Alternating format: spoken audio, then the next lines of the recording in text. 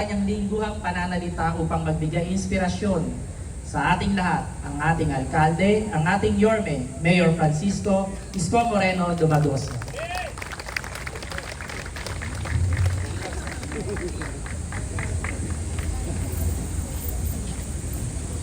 Hi, Jess. Wala pa rin. Okay, maraming salamat, Architect. Palakpakan natin ang uso.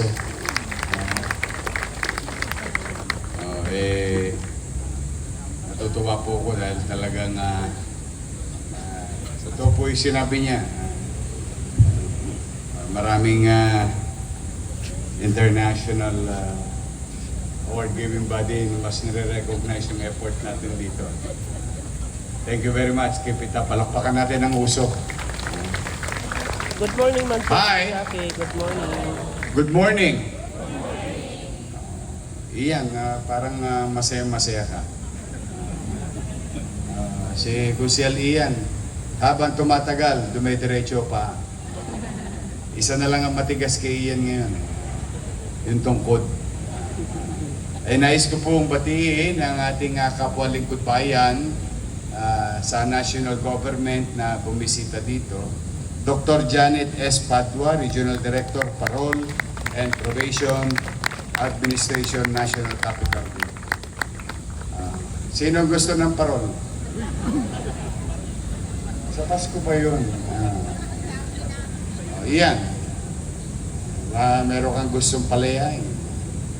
Palayain mo na sila sa puso mo.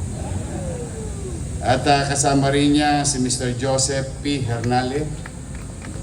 Sir, OIC Assistant Regional Director, Parole, Probation and Administration National. Sila po ay bahagi ng DOJ. Nandito rin ang ating District Director, General Santiago, at 10 na kanyang kapulisyan na bukas ay meron tayong konting good news sa kanila. Sa lahat ng nasa inyo, dumating na rin yung ibang gamit natin para patuloy na maging maliwalas ang ating lungsod.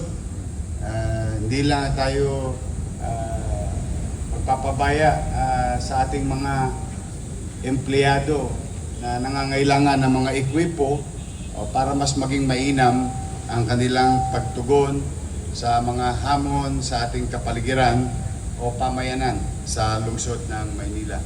As you can see, there is about 14 units Isuzu dump trucks from to be delivered to PDO and other agencies, and 1 unit of Isuzu water tanker.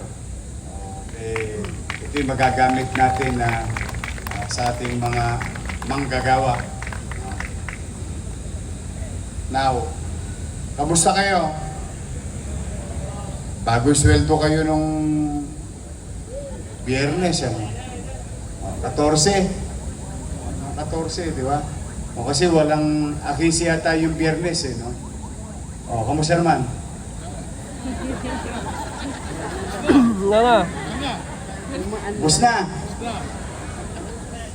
But before anything else, no?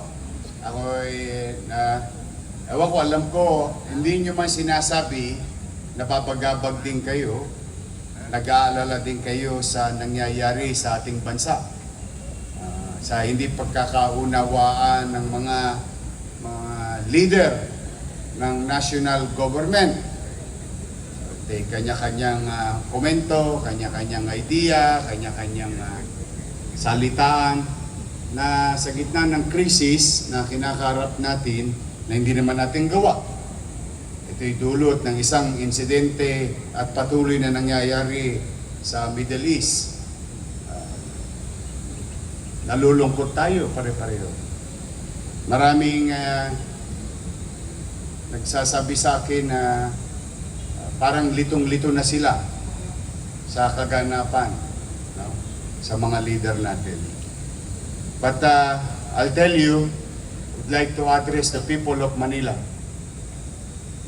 Sa ating mga mamamayan sa lungsod, eyes on the ball. Doon lang tayo. Ngayong umaga, babangon ka. Pupunta ka sa trabaho. At galingan mo. Dahil may umaasa sa iyo sa pamilya mo. Ganun talaga ang buhay. With or without these shenanigans, life will go on. The day will pass. And you need to confront each and every individual's obligation. May obligasyon tayo talaga eh. Kaya sa mamamayan, pumanatag kayo. Basta sa Maynila, may gobyerno sa lungsod ng Maynila. We will continue to pursue, fulfill our commitment to the people on top of our obligation to the people. We will. Kaya sa mga taga-lungsod ng Maynila, magbubuti po kami. Huwag kayong mag-alala. Ako po na mismo, hindi po ako makikisali sa mga alitang yaon. Nang matahimik naman tayo dito sa lungsod. Karapatan nyo makapamuhay ng maayos, tahimik at panatag, na may maliwalas na kapaligiran, na may oportunidad para sa lahat. Mapa-edukasyon, mapakalusugan, mapatrabaho, pabahay, and so on and so forth. We'll do our best. Yan po ipinararating ko sa ating mamamayan sa harapan ng ating mga kapwa lingkod bayan na nanarito ngayon sa flag ceremony.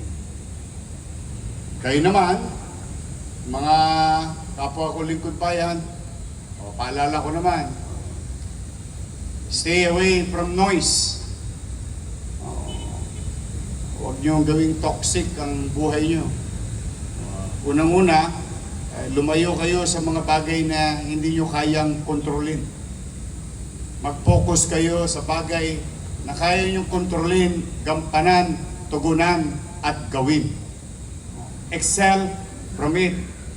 Excel from every field of undertakings na mayroong inatang sa inyo. Dahil yung ingay ng politika, ang makikinabang lang dyan, politiko. But we, all of us here in the government, is expected to deliver services. Kanya-kanya lang tayong hagdanan ng responsibilidad. Pero inaasahan tayo ng taong bayan. Kaya let's continue to focus on delivering services to our people. Ikaw, Jonathan, di ba? Ilang bata ang nabuhay last week. Through your effort. Ayan, si Treasurer.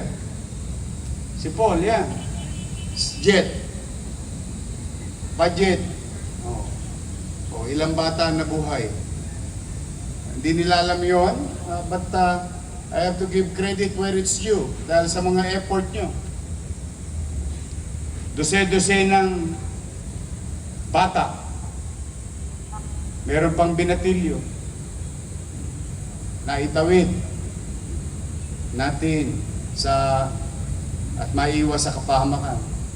Dala ng gobyerno ng lungsod ng Maynila. So that's why, if we are focused on the task, I think we'll be better. And I'm always happy to be of service to the people. Kaya, huwag tayong makikibahagi sa mga yan. Dito na lang tayo. Steady na lang tayo dito sa Gedli. Dahil tayo mga taga Maynila, tayo rin na magkikita sa finals. There is about 2 million people during night time and about 3 million during daytime. That's is our job, our focus. For whatever I'm going to do, I cannot do it alone. I need each and every one. So muli, yun lamang ang mensahe ko. Yung sinabi mo. Yung sinabi mo nung nakaraang linggo.